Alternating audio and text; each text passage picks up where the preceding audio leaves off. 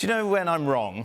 I'm quite happy to admit it. Oh, OK. And I always find this interesting on these sort of nights, Champions League. Are Man City in? Shut up, right, yeah, Man City in the semi-final, yes or no? In Champions League games like this, like people...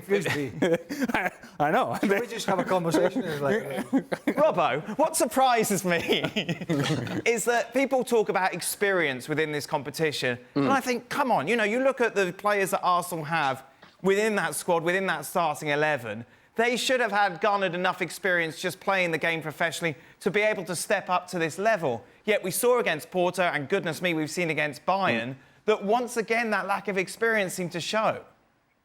I always think about this Arsenal side. They're a very good team and they've got a bit of experience. They've got some younger players as well that are coming through and doing brilliantly. But I find they're too emotional at times. When things are going their way, they think they can beat anybody and they play at a high tempo and they do everything. They fight for each other. I would think, over-celebrate victories and over-celebrate when they get a draw against Man City away from home and Pep Guardiola has to tell them to keep quiet, you haven't won anything yet. And that's what happens when they start losing games or not playing well in games. They go the other way.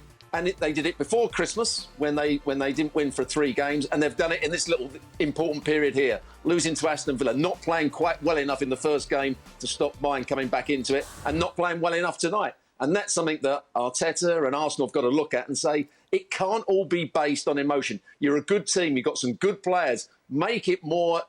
Have a clearer head when things aren't quite going your way, rather than basing it all on emotion and whipping up the crowd and all that sort of stuff. That's where Arsenal, I think, are still lacking at the moment, and I still think that comes down to the manager a bit. This is the starting 11 you'd have wanted, Craig. Kai Havertz back in that false 9, Jorginho coming in. I wasn't desperate for Kai Havertz to be in the false 9. I was desperate for him not to be in the midfield. Well, Jorginho then came into the midfield to see Rice go up, but it was nothing from Arsenal today. It was so flat. Yeah. I think team selection you couldn't really question too much. I mean, left back's been an area that has fluctuated between a couple of players. It was Tomiyasu tonight, but you know they had the extra midfielder in there, as you said. Havertz was back in a position where he feels more comfortable, and he's actually played pretty well recently. Some big players that are coming on are off form, like Gabriel Jesus. He's not doing anything. But even though he's on the pitch, what's Saka done the last couple of games? Look, Arsenal were poor. Arsenal can still win the Premier League. It might happen, it might not. If they win the Premier League, it'll be a great season. But this could also be another season where, like last year, certainly they didn't win the FA. No, they didn't. They could be empty-handed. Does that mean there's a lack of progression at the club? No, I don't think it does, because they've played some great stuff. But I think it's just proven, certainly at the moment, that getting over the line is difficult. Because there's some big skittles you have to skittle out of the way. City have found that out again tonight. It's not the first time City have found that out, but they've found it out again tonight. That skittling Real Madrid out of the equation was okay last year, but it was a tough nut to crack this year. And I think Arsenal at the moment are finding that now. Do they find their feet again and kick on for the remainder of the Premier League and hope City drop something? That could happen. But if we're isolating it to the Champions League, the 2 games against Porto, and the 2 games against Bayern Munich, they've been found wanting at this level. And what's disappointing is that following the Aston Villa result in the press conference, Mikel Arteta is sort of punching the table and putting his hand on the table, said, this is the moment, this is when it's all fine and well when we're winning, but now when things get tough, this is when we need to see who we really are. And this was the next game. This was the next performance. And this is what Arsenal produced. That is damning evidence. It's damning evidence for the manager, it's damning evidence for the players that they were very flat. And it's a team, alluding to what Robert was saying, it's a team that really depends on their emotion and their energy and the intensity and pressing higher up the field. When they take a step back, when they become passive, they become a lesser team because they don't quite have that intensity and energy and that sort of enthusiasm to play the game. If indeed it is because of structure, if indeed it is because the manager is telling you to take a step back, it's a mistake. But regardless, Arsenal, in taking a step back, they did the same thing in the second half against Aston Villa. They did it today from the very beginning of the game against Bayern Munich. It's not in their makeup as a group to be successful doing that. So if indeed you're best when you take a step forward, then do that. And whatever, you live with the results at that point. But don't take a step back and take a different personality in a game that truly matters, in the game that defines your season in Champions League.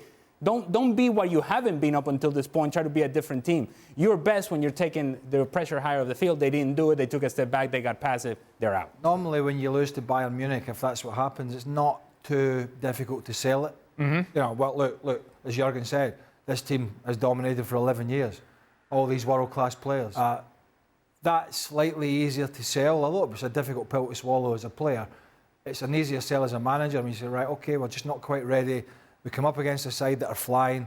They're the best team in Germany. We're out. We need to learn from that.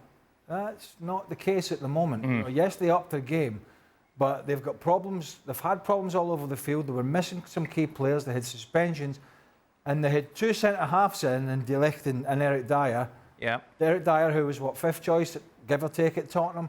Two centre-halves that the manager didn't fancy. And the only reason they're playing is because Upamecano and Kim, he just doesn't fancy them either. So he has, it's the lesser of two evils. And that's, I think, a bit of a difficult sell for Mikel Arteta when you see this sort of patched up Bayern Munich side that have been walloped in the Bundesliga, giving you, I wouldn't quite say a lesson, but being the better side over two games comfortably. And it's by far the strongest Bayern Munich side. That, I think, for Mikel Arteta is going to be a hard one to get to sleep with tonight. Jurgen, were you surprised how flat Arsenal were in this second leg? Well, you're also only as good as your opponent is, and Bayern Munich definitely stepped it up compared to their performances, obviously, in the Bundesliga. And it shows now, Arteta, it shows now where his team is at, you know, in its development overall. You know, it's a talented team, and obviously they're still fighting for the title in the Premier League. But those are the moments where this real face is coming out. You know, a quarterfinal or a semi-final of a Champions League, then you know exactly where you stand with your guys. And so it will be very interesting now to see how they finish off the Premier League season. It will be obviously a title race with Liverpool and Man City, but these are the moments now where you learn a lot as a manager. Because now you see every single player, you know, how they perform obviously in the games, but also how they show off themselves, you know, off the field and on the field in the training sessions. So these are very, very crucial times now for Arsenal to kind of understand, you know, in which direction they're going. I mean, overall, it's I think a successful season because they're still running for the title in the Premier League. They made their last 8 in the Champions League. It's not a bad thing, but sure, as a manager and as a club, you always want more. And when you're already in the final 8 of a Champions League, then you want to figure out somehow how to get into the final.